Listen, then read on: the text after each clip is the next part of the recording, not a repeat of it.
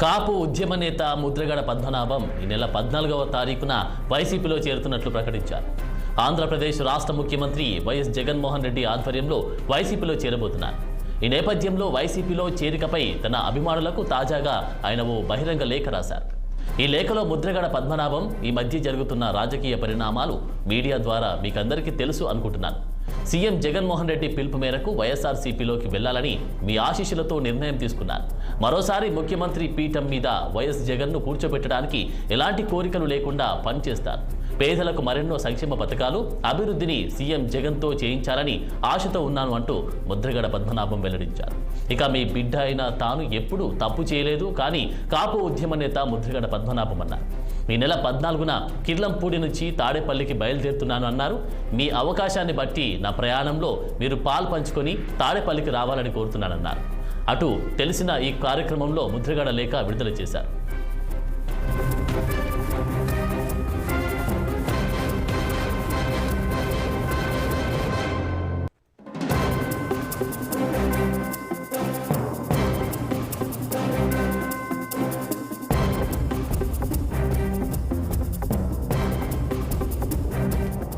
కాపు ఉద్యమ నేత ముద్రగడ పద్మనాభం ఈ నెల 14వ తారీఖున వైసీపీలో చేరుతున్నట్లు ప్రకటించారు.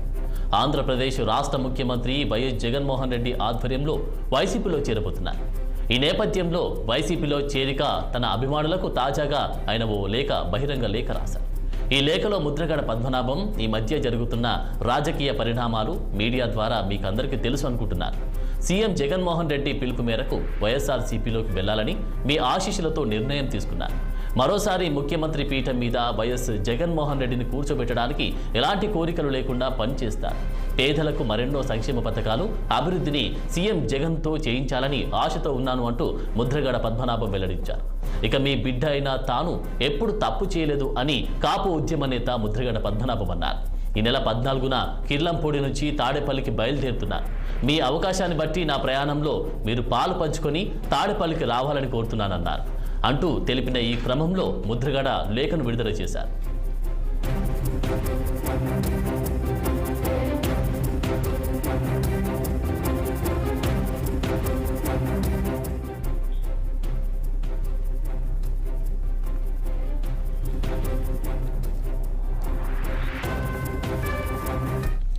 ఇక ఇదే అంశానికి సంబంధించి తాజా అప్డేట్స్ మా ప్రతినిధి దురాని అందిస్తారు. దురాని, చెప్పండి, ఈ యొక్క కాపు ఉద్యమ నేత ముద్రగడ అయితే ఒక లేఖ రాసినట్టుగా మనం చూస్తా ఉన్నాం. దీనికి సంబంధించినటువంటి అప్డేట్స్ ఏంటి? Good afternoon Anand. మరో లేఖతో కాపు ఉద్యమ నేత ముద్రగడ పద్మనాభం ప్రజల ముందు వచ్చారు. ఆ లేఖలో ఆయన 14వ తేదీన ముఖ్యమంత్రి సమక్షంలో, జగన్మోహన్ రెడ్డి సమక్షంలో వైఎస్ఆర్ కాంగ్రెస్ పార్టీలో చేరుతున్నానంటూ ఆ లేఖలో స్పష్టంగా పేర్కొన్నారు.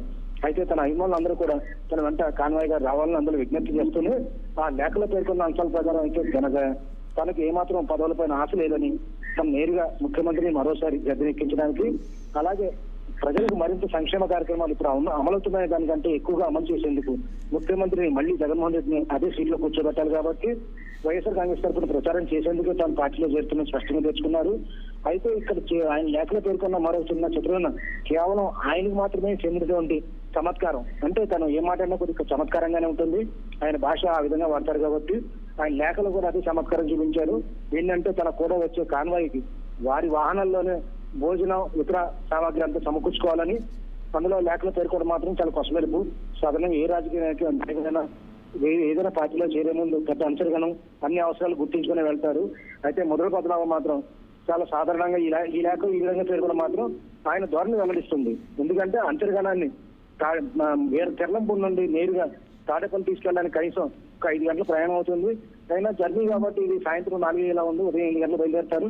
సాయంత్రం 4 గంటలకు ముఖ్యమంత్రి చేరుకునే అవకాశం ఉంది కాబట్టి ఈ లోపల జరిగే ఈ భోజనం కానీ ఇతర అవసరాలు కానీ ఎవరికి వారే తీసుకోవాలంటే ముద్రగడ లేఖలో పేర్కొనడం మాత్రం చాలా చిత్రమైన, అందరికీ ఆశ్చర్యంగా కొద్దిగా హాస్యాస్పదంగా ఉన్నట్టుగానే చెప్పుకోవాలి. Thank you Durani.